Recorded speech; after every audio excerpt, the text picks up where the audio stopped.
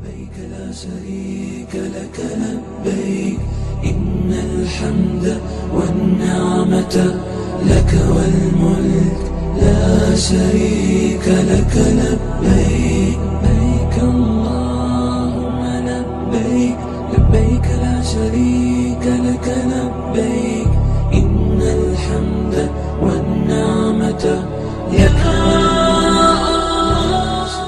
I am not those men. I am Salahuddin. Salahuddin.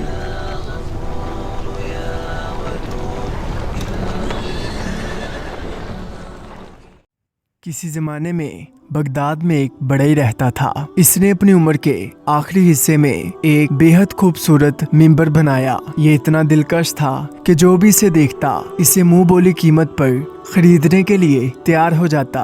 देखते ही देखते इस मिंबर की शोहरत इतनी फैली कि बगदाद से आने वाला हर नवाब और अमीर इस बड़ई के पास आता और इसे कहता कि ये मिंबर मुझे फरोख्त कर दो, मैं इसे किसी मस्जिद में अतिया कर दूंगा। लेकिन इस बड़ई का हमेशा एक ही जवाब होता था कि नहीं, ये मिंबर सिर्फ मस्जिद अक्सा में लगेगा। लोग ये बात सुनकर बहुत हैरान होते थे, क्योंकि इस दौर में बैतुल मुकद्दस कई सालों से ईसाइयों के कब्जे में था। लेकिन इस बड़ई का ये ख्वाब था कि एक दिन ऐसा जंगजू उठेगा जो बैतुल मुकद्दस को ईसाइयों के कब्जे से दोबारा आजाद करवाएगा और ये मिंबर इसकी जीनत बनेगा।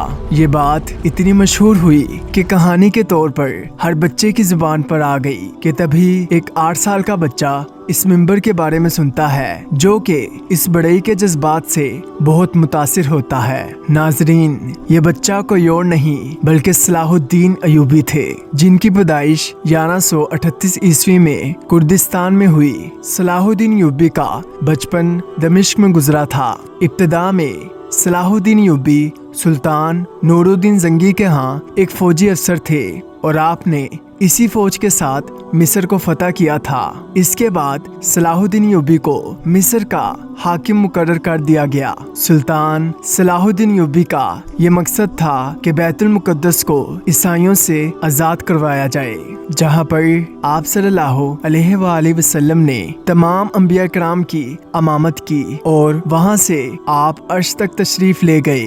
दरअसल बैतुल मुकद्दस इस्लामी रियासत सल्जूक तुर्कों से 40 दिन की जंग के बाद ईसाइयों ने इस पर कब्जा कर लिया था, जिसके बाद मुसलमानों का बेदर्दी से कत्लेआम किया गया। तारीखी किताबों के मुताबिक मुसलमानों का इतना खून बहाया गया कि मुसलमानों का खून ईसाइयों के घुटनों तक आता था। कहा जाता है कि ईसाइयों ने जब अपने खत के जरिए पोप को ये खबर सुनाई कि जब हम हजरत सुलेमान अलैहिस्सलाम की इबादत गाह में दाखिल हुए तो हमारे पैर मुसलमानों के खून में धंसे हुए थे।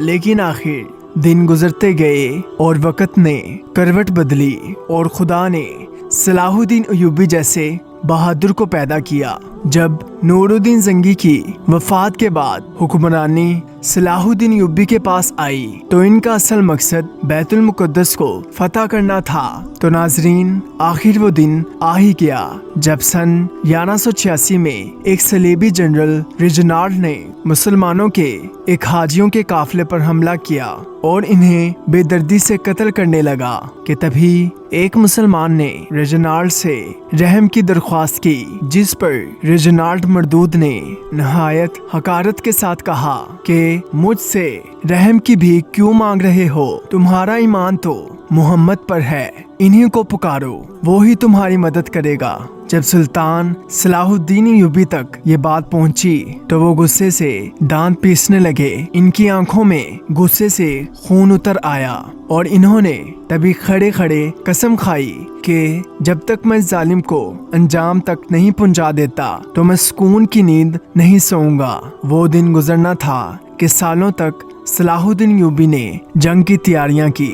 सुल्तान ने दिन और रात एक कर दी और नींद को अपने करीब तक भी ना आने दिया, और जब इन्हें नींद बहुत तंग करती तो वो खेमे की चोंक के साथ टेक लगाकर अपनी आंखों की आग बुझा लेते।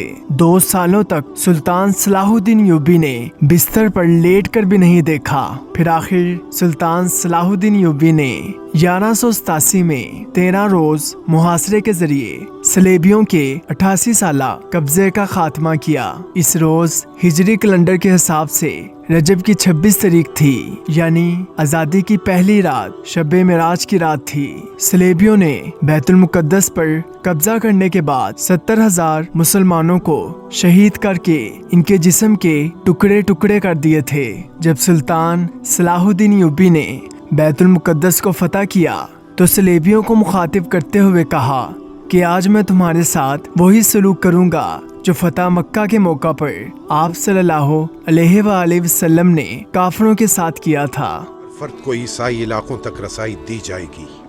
तुम्हारी औरतें, बच्चे, बूढ़े और तुम्हारी मलिका, हर रूह को, चाहे नाइट हो कि फौजी, चाहे कोई हो, मुझे कसम है अल्लाह की, किसी को खराश तक नहीं आएगी। ईसाइयों ने फतह के बाद किसी मुसलमान को जिंदा नहीं जाने दिया था। आपको शायद याद नहीं, मेरा नाम है सलाहुद्दीन।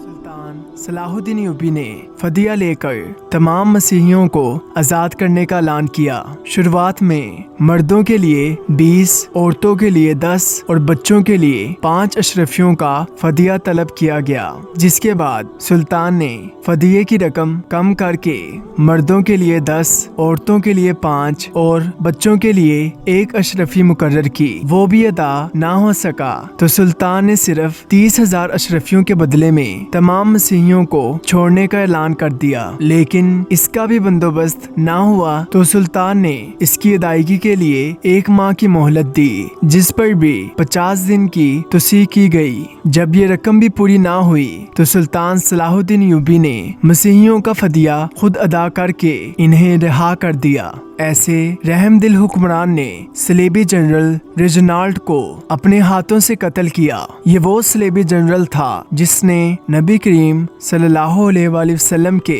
रोजा मुबारक को सफा हस्ती से मिटाने की कसम खाई हुई थी। और जब ये जनरल रेजिनाल्ड गिरफ्तार होकर सुल्तान के सामने आया तो सुल्तान ने अपनी शमशीर नियाम से निकाली तो रेजिनाल्ड का चेहरा जर्द पड़ गया और वो फौरन ही सुल्तान के कदमों में गिर गया और माफी मांगने लगा। सुल्तान ने इंतहाई नफरत के साथ फरमाया कि तेरा गुनाह वो गुनाह है जिसकी कोई माफी नहीं और मेरी कसम वो कसम है जिसका कोई कफारा नहीं। सुल्तान ने अपनी तलवार उठाई और रेजिनाल्ड को मुखातिब करके कहा, मेरी ख्वाहिश तो ये थी कि तेरे जिस्म के एक एक हिस्से को अलग कर दूं और तुझे तड़पा तड़पा कर मारूं, मगर मेरे आका ने फरमाया है कि किसी के जिस्म के भी टुकड़े मत करो। बस ये मेरे आका का सदका है कि तू अजियतनाक मौत से बच गया। खौफ के मारे सलेबी जनरल रेजिनाल्ड का जिस्म और लिबास इसके अपने ही पेशाब से भीग जाता है। सुल्तान सलाहुद्दीन यूबी ने अपनी तलवार हवा में बुलंद की और इसका सर तन से जुदा कर दिया।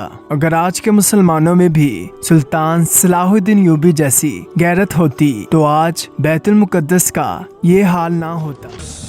आपके लिए क्या है यरूशलेम? कुछ नहीं,